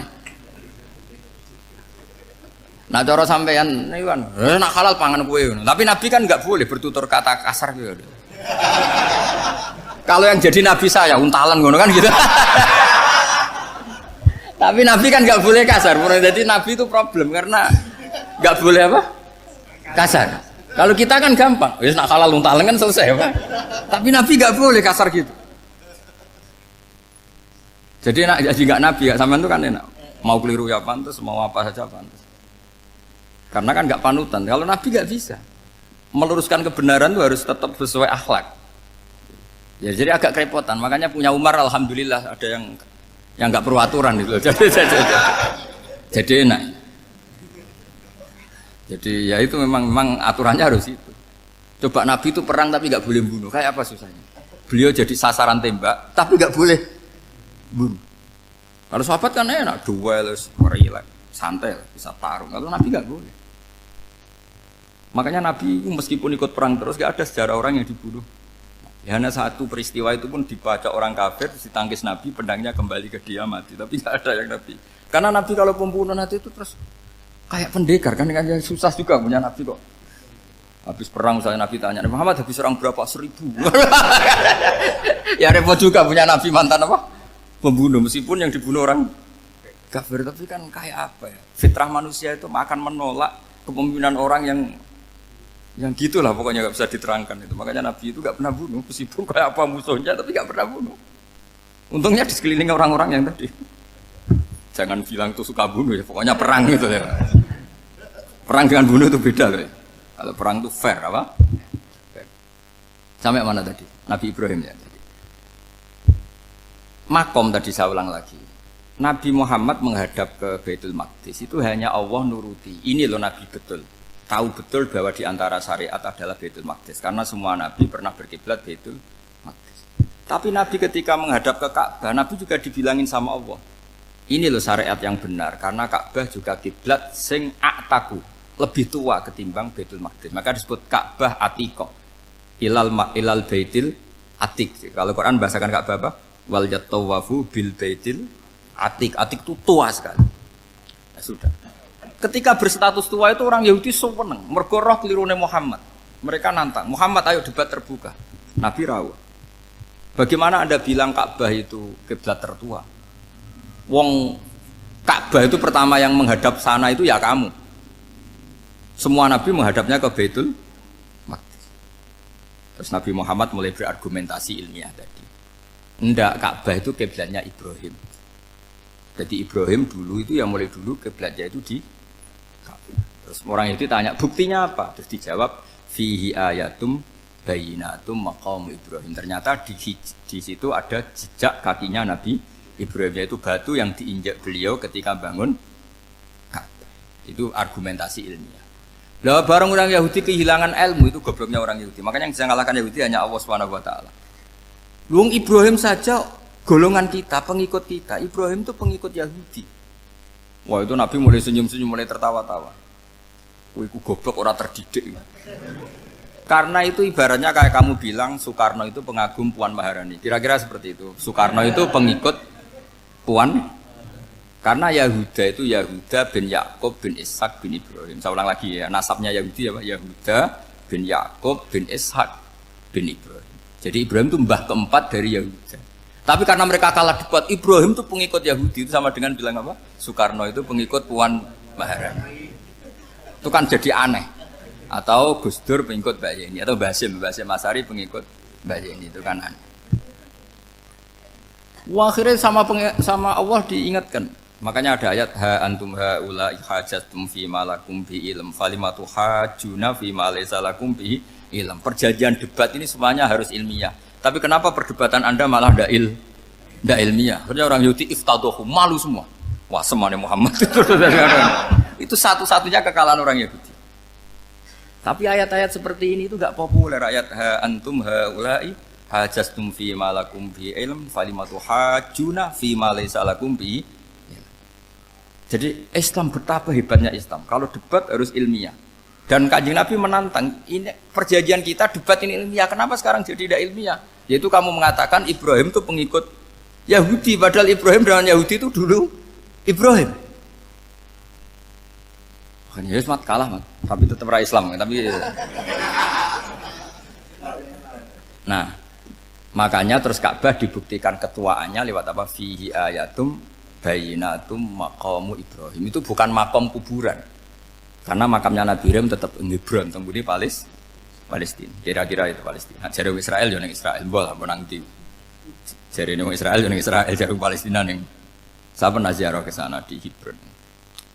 Di makamnya Nabi siapa? Ibrahim. Jadi jelas ya, jadi nasa mansu itu ketentuan yang dikehendaki Allah Subhanahu wa taala untuk menguji loyalitas manusia, menanggalkan semua akalnya. Makanya saya mohon sekali siapapun yang ngaji saya dimanapun, sekali-kali manusia itu harus menanggalkan akalnya. Sekali Anda pakai akal, maka Anda akan ingkar dengan nasa mansu. Nasa mansu itu hukum yang direvisi, yang dibatalkan. Makanya orang Yahudi lagi-lagi pinternya orang Yahudi, merovokasi orang-orang yang Islamnya belum kuat, diprovokasi gini. Ungzuru ila Muhammadin tahayyara fi din yukhillu yawman wa yuharrimu ukhra. Lihat itu Muhammad, dia kebingungan cara beragama. Kadang bilang A, besok bilang B. Jadi nasa mansub dianggap satu bentuk kebingungan. Gak kurang ajar tapi. Wah, akhirnya sebagian orang yang murtad. Makanya nasa mansub itu satu peristiwa yang menjadikan banyak orang murtad. Karena diprovokasi orang Yahudi bahwa itu bentuk kebingungan Muhammad.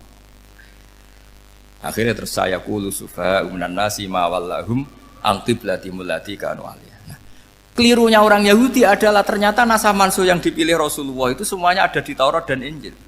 Termasuk di Taurat dan Injil disifati dan Nabi yusolli ilal qiblatin, bahwa Nabi ini akan bersolat dengan dua kiblat. Makanya tetap ditantang. Qul fa'tu bit-taurati fatluha in kuntum shadiqin. Kalau kamu tidak percaya bahwa saya ini orisinil, ayo bareng-bareng mengkaji Taurat. Tapi mereka tidak siap mengkaji Taurat. Karena Taurat semuanya mendukung Rasulullah Muhammad SAW. Fatluha in kuntum shadiqin. Makanya ini penting sekali ngaji. Jadi perdebatan itu macam-macam. Dan itu pinternya orang Yahudi. Ungzuru ila Muhammadin tahayyara fi dini yukhillu yawman wa yuharrimu ukhra. Ini penting sekali. Makanya nasa mansu itu uji loyalitas. Itu Imam Malik kalau mencontohkan ke Imam Syafi'i. Saya berisikan contoh fikih. Ini saya melanggar waktu. Ini sudah berapa? Saya yang tidak mengesahkan diri saya. Ya misalnya ini ya, ini kertas saya bawa ya, ini kertas saya bawa. Terus ini tak kasih uang misalnya, uang 100.000. Atau kalau contoh Imam Syafi'i dulu dididik Imam Malik begini. Ya Syafi'i, kalau kamu punya dua budak, dua pembantu, kalau dulu kan masih ada budak, dua pembantu lah kira-kira. Seneng mana, yang cerdas sama yang goblok? Seneng yang cerdas. Kalau yang nurut sama yang bantahan, seneng yang nurut. Lah yang nurut itu yang goblok. Makanya tinggal dibalik saja.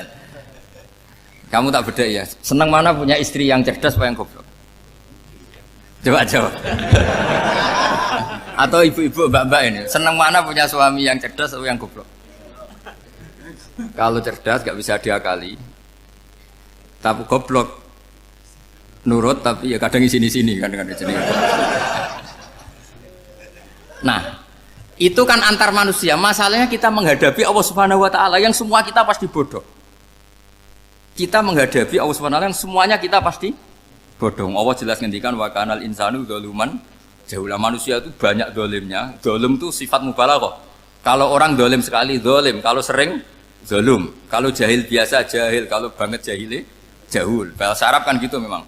Ghafir pengampun biasa, kalau ghafur selalu mengampuni. Syakir, makanya sifatnya Allah Ta'ala ikut wazan fa'ul semua. Ghafur, syakur, atau diikutkan wazan fa'al. Kalau goblok biasa jahil, goblok banget jahal kan itu. Kafir biasa kafir, kalau kafir banget kafar. Ya, jadi wazan balaghah itu bisa fa'al, bisa fa'ul ya. Kafirin, kafar atau kafur. Paham ya? Malah ngaji nahwu. Ya, tapi ini memang perangkatnya ya. Ini kan perang mau tidak mau. Makanya misalnya Allah tidak suka kulla kafarin banget kafir ya, Pak. Paham ya? Kulla khawanin banget khianate. Kalau khain khianat biasa, kalau khawan sering khianat. Lah manusia itu kata Allah apa? Zaluman. Wis banget dolime, banget bodoh. Itu kalau yang ngarang hikam mencontohkan tuh gini, manusia itu pas bener saja salah, apalagi pas salah. Jadi manusia itu kata imam yang ngarang hikam itu, man itu kanat mahasinhu masawiyah, fakih fala takunu masawihi masawiyah. Ketika baik saja buruk, apalagi ketika buruk. Coba kalau ada orang dermawan sama teman-temannya, tanyakan istrinya, duit dihambur-hambur, disekno konco ngalono bojo. Mesti gitu. Teman yang sering silaturahim ke teman-temannya, kata temannya baik, senang silaturahim, tanyakan istrinya, oh meninggali wong. Jadi manusia pas baik saja ada buruknya, apalagi pas buruk. Makanya dulu bapak saya ngajarin saya istiqomah ya apik ya, tapi kadang-kadang nak keterusan itu ora istiqomah ngangkangi orang dia tidak punya kesempatan. Misalnya ada imam masjid ngimami terus sampai tua sampai mau mati, itu istiqomah apa tidak memberi peluang yang lain? Tidak jawab aja. Jadi itu manusia. Jadi pas baik saja buruk, apalagi pas buruk. Kayak saya gini di sini ngajar baik, tapi saya ada tidak sopannya harus di atas. Padahal banyak orang sepuh, ada Pak On, ada beberapa yang kan terpaksa nggak sopan. Tapi sama yang nyuruh, berarti sama yang dosa. Kemarin-kemarin saya minta di bawah supaya ganjaran saya utuh, ini gara-gara begini ganjaran saya ini agak terkredit apa terdebat itu karena itu saya teruskan. Jadi manusia itu punya sisi itu karena manusia itu dzalum dan apa jahul, wa kanal insanu dzaluman. Problemnya ini ngadepi Allah yang selalu pinter, yang kita selalu bodoh. Misalnya gini, kamu ditanya Allah, ini contohnya Imam Malik, ikla hadi sokhroh fa inna tahtaha dhahaban. Coba bongkahan batu itu kamu angkat, di bawahnya ada emas. Lalu budak yang pinter berlogika, oh disuruh buka itu karena ada emas toh. Berlogika. Kalau budak yang goblok enggak, ya disuruh ya diangkat saja. Ada emas apa enggak karena perintah ya diangkat. Yang satu nurut karena perintah, yang satu nurut karena ada emas, ada sesuatu. Logikanya suatu saat Tuhan tuh hanya bilang gini tok, ikla hadis sokhroh, batu itu angkat. Yang nurut yang goblok permanen tadi kan langsung ngangkat. Yang pinter, ini ada apa lagi Gusti kok harus diangkat? Ya gak ada apa-apa, nyuruh saja kata Allah gitu. Oh tidak bisa, sesuatu harus ada alasannya. Itu kira-kira mangkel loh Pak? Oh mangkel. Nah, logikanya manusia seperti itu. Makanya dua murid pinter, di rakyat pinter, presiden ya susah mesti demo. Goblok ya susah di sini wong. Ini kan nggak ada pilihan. Memang manusia itu nggak ada pilihan. Nah sekarang masalahnya gini di fikih ini, saya kembali lagi ke fikih. Pertanyaannya secara fikih begini. Misalnya iddah. Iddah itu seorang perempuan ditinggal mati suaminya atau ditinggal atau cerai. Itu kan ada namanya apa? Iddah. Iddah itu memastikan apa tujuannya? Memastikan rahim itu steril dari mani atau sperma zaut awal. supaya nanti kalau dinikah orang lain tidak terjadi ikhtilatul nasab.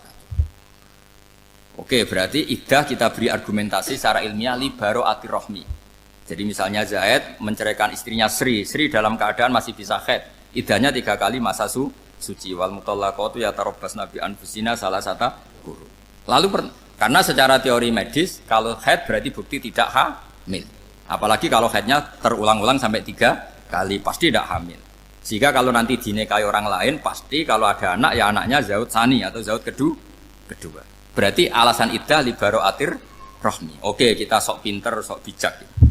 Pertanyaannya adalah sekarang sudah baru 1 bulan suaminya di Malaysia nggak pernah ngumpuli, dicek di medis juga berbukti tidak hamil. Apakah boleh tanpa iddah? Semua ulama mengatakan tidak boleh. Tapi ini kan rahimnya jelas bersih. Ya karena iddah itu nuruti perintah pangeran, pokoknya tetap iddah. 3 kali masa suci. 3 kali masa suci atau masa haid, itu ada perdebatan ulama. Tapi kan ini terbukti bersih, Gus. Meskipun terbukti bersih, kata Allah harus iddah 3 bulan atau berapa? Kira-kira 3 bulan, 4 bulan ya tetap harus iddah. Kowe milih mana? Sok pinter, Gusti. Berhubung ini, pangeran buat terang gitu. Berhubung. Jadi Tuhan apa Pak Wari? Berhubung Gusti. Ini jelas steril dari sperma zaud awal. Enggak usah iddah Gusti. Sama aja kamu disuruh majikan kamu ikhla hadis sakhra, berhubung nggak ada apa-apa, nggak usah ya. Kira-kira mangkel nonda budak yang seperti itu. Mangkel. Maka dibutuhkan kebodohan dalam beragama. Betul itu memang. Makanya Nabi itu unik, pernah bilang itu gini, aksaru ahlil jannah al-buhu, aki-aki penduduk swarga itu al-buhu, wong goblok-goblok. Maksudnya goblok yang jenis ini, bukan goblok betulan maksudnya. Maksudnya goblok jenis ini itu ya tetap pinter, tapi pinternya dibuang, pura-pura goblok demi sami'na. Jadi saya misalnya kok pinter dan goblok tadi sekaligus, pinter dan goblok. Ya bah, ikhla hadis sakhra fa inna tahta hadaban. Tak angkat karena saya tahu di bawah ada emas. Tapi di hati saya sajane ya mergo perintah. Suatu saat kalau disuruh Allah ikhla hadis sakhra, perintah ya tak angkat. Ya sudah. Jadi ya pinter ya goblok. Saya tahu namanya perintahnya Allah pasti ada hikmahnya. Hikmahnya iddah adalah li baro'atir rohmi. Tapi hikmahnya jadi kawula adalah nurut perintah Allah, cek tahu alasannya maupun tidak. Lah di sini ada illatul hukmi untuk membangun kecerdasan, tapi ada loyalitas untuk membangun ubudi. Ya, bahwa kita ini kawula roh tetap loyal. Makanya tadi pagi saya cerita Sayyidina Umar. Sayyidina Umar kayak apa cerdasnya? Tapi tetap ubudi ya. Yaitu Rasulullah SAW sering dibully orang kafir. Muhammad tuh gaya-gaya nantok. Wong ra oleh nyembah berhala, ra oleh nyembah watu, jebule dekne nyembah Hajar Aswad. Karena dilihat dari jauh kan tetap nyium Hajar Aswad. Coba kalau kamu lihat dari jauh, kamu sujud dari jauh kan kayak sujud sama batu. Makanya Sayyidina Umar karena orang kafir masih cara berpikir gitu, tiap nyium Hajar Aswad itu komentar gedumel itu. Alim tu annaka hajarun la tadurru wa la tanfa. Walau la anni ra'aitu Rasulullah qabbalaka ma qabbal. Aku roh nak ke watu, ora mandoroti, ora manfaati. Kalau saja saya tidak melihat Nabi nyium kamu, saya tidak sudi nyium kamu. Jadi tidak berdoa, doa mustajab itu tidak berutuh. Karena apa? Umar tahu ini masalah secara tauhid. Kalau saya doa depan Hajar Aswad nanti dikira syirik karena berdoa di depan batu. Tapi kalau saya tidak nyium, nyulayani sunnah Rasul, yaitu nyium Hajar, wis tengah-tengah nyium sambil gerutu, itu sudah kompromi. Ya nyium tapi gerutu. Kayak apa? Makanya ya cerdas tapi ya goblok tadi ya cerdas.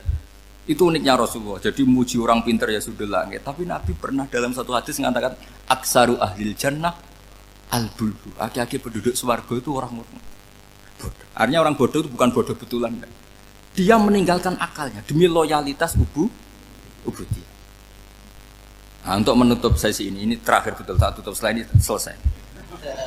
Untuk menutup itu bukti begini, perang Badar itu perang yang nggak mungkin dimenangkan umat Islam karena orang kafir itu 1000 dengan pasukan full dengan peralatan perang full. Rasulullah itu tahun kedua Hijriah itu pasukannya hanya 313. Itu pun pedang itu untuk orang 5 itu hanya ada pedang 1. Jadi kalau mau dibaca orang sih kan nilai pedangnya aku. Itu kan nggak kebayang perang dalam keadaan seperti itu. Jadi mesti kalah, orang kok mungkin kalah mesti. Tapi Nabi tetap bilang, saya ini disuruh Allah perang, ya harus berangkat. Yaitu perang Badar.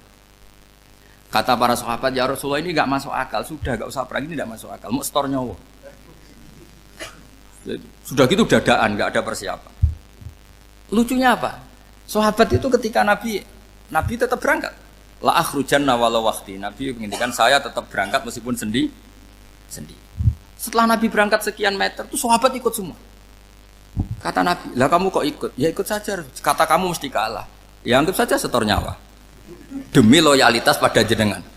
Itu makanya nggak ada periode sebaik periode sahabat. Tapi yang gerutunya jalan. Karena gerutu ini bawaan ilmiah. Makanya kita loyal sama presiden. Tapi yang nggak cocok ya gerutunya jalan. Tapi bawaan mencintai Indonesia tetap jaga stabilitas. Itu bawaan cinta Indonesia, bukan cinta pejabatnya kadang. Gerutunya jalan.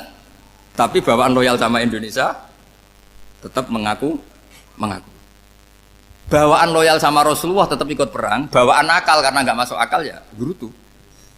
Dan itu uniknya Quran itu mengapresiasi itu dan dianggap nggak masalah. Saya bacakan ayatnya. Kama akhrajaka rabbuka min baitika bil haqq wa inna fariqam minal mu'minina lakarihun yujadilunaka fil haqqi ba'dama tabayyana ka'annama yusaquna ilal mauti wa hum yanzurun. Peristiwa Badar ada peristiwa kamu itu keluar untuk perang. Sahabat kamu ngikuti, tapi mereka lakarihun, enggak senang sebetulnya. Karena enggak masuk akal. Ya gremeng tapi ya derek. Yujadilunaka fil haqq, mereka mendebat kamu dalam kebenaran. Jadi ya Rasulullah wong perang karuan kalah jenengan lakoni alasane nopo? Lah kok melok? Ya saya harus ikut jenengan Nabi. Itu unik. Kalau orang sekarang mana mau, kalau nggak masuk akal nggak mau melakukan. Coba misalnya istri kamu belajarnya dikurangi, anggap saja petualangan latihan hidup di masa lalu, nggak mau. Padahal petualangan itu hal yang indah. Petualangan itu kan hal yang indah, kan nggak mau? Oh ngirit aja alasan. Tapi lucunya kalau dijak camping bermiskin-miskin di hutan mau. Karena karpe dhewe, tapi nak suami yang ngongkon. Ayolah seminggu ini kita model miskin, anggap saja petualangan masa lalu. Enggak mau. Karena pinter, apa? Coba kalau bodoh. Ya ngono ya rapopo Mas. Tapi resiko anak bodoh, pas kamu sakit ya dibiarin. Karena dia melihat sakit kan biasa, namanya manusia. Makanya ini pilihannya susah, hidup itu malah susah makanya ini. Jadi uniknya Quran gitu, Quran itu membolehkan psikologi manusia. Makanya Allah ngendikan kutiba alaikumul qital wa huwa kurhul lakum. Ya saya tahu kamu tidak suka perang. Allah yang ngakui bahwa kurhul enggak apa-apa. Tapi ketidaksenangan kita harus dilawan demi mengikuti Allah dan misalnya perempuan Allah juga gitu, wa ashiruhunna bil ma'ruf. Gauli istri kamu muamalah secara baik. Kata Allah fa in karihtumuhunna fasa antakrahu syai'a wa ja'alallahu fi khairan katsira. Mungkin ada watak yang kamu tidak suka, tapi di situ ada kebaikan. Allah ngaku yang namanya suami mesti ada watak yang enggak suka dari istrinya. Juga sebaliknya lebih banyak lagi yang suami istri kamu tidak suka watak kamu. Juga enggak suka hidung kamu, wajah kamu banyak lah enggak disuka. Tapi demi kestabilan negara suami istri ini, mereka loyal, justru itu bagus. Maka jagalah ilmu, juga jagalah loyalitas. Itu yang perlu saya utarakan. Jadi makanya agama ini dibangun dua. Satu kecerdasan hikmah, yaitu ya al-hukmu yaduru ma'ilati wujudan wa adalan. Tapi juga ada ubudiyah, bahwa agama ini milik Allah. Maka sami'na wa ata'na. Karena begini logikanya, saya ulang lagi masalah batu. Iqla hadis sokhra fa inna tahta hadaban. Terus saya angkat. Pembantu saya ngangkat. Dia saya gaji atas nama apa? Nurut kan? Atas nama menemukan emas apa atas nama nurut? Nurut, karena emas itu juga penemuan saya, milik saya. Ngangkat batu yang nggak ada emasnya juga atas nama nurut. Jadi rapot yang saya berikan ke pembantu saya itu tentang nurut dan tidak nurut. Saya kan tidak peduli dengan cerdas dan tidak cerdas. Itu kan tidak sesuatu yang menguntungkan saya. Nah Allah juga gitu. Kecerdasan kamu, pinter kamu itu tidak menguntungkan Allah Subhanahu wa Ta'ala. Karena Allah itu tidak butuh pinter kamu, cerdas kamu. Allah hanya butuh mental ubudiyah kamu. Makanya Allah mensifati nabinya hanya subhanalladzi asra bi abdihi, karena status tertinggi manusia adalah sifat kehambaan. Makanya ya Tuhan nafsul mutmainnah irji'i ila rabbiki radiyatan mardiyah fadkhuli fi ibadi, berstatuslah sebagai hamba baru wadkhuli jannah. Nah kalau kamu berstatus hamba ya harus baik, gak usah akan bantah. Coba kalau kamu rasional, ya Allah kenapa bikin surga nanti-nanti? Engkau kan bikin sekarang, ngapain repot-repot nanti? Jadi kacau semua agama. Makanya yang perlu didahulukan adalah status apa ya Tuhan nafsul mutmainnah irji'i ila rabbiki radiyatan mardiyah fadkhuli fi ibadi. Masuklah berstatus sebagai hamba saya. Khasnya hamba tadi ya cerdas karena semua yang diperintahkan Allah pasti ada hikmahnya. Tapi kecerdasan ini kadang kita tinggalkan demi loyalitas ubudiyah. Terus ngoten mawon kula ngapunten ingkang kathah mugi-mugi niki barokah. Assalamualaikum warahmatullahi wabarakatuh.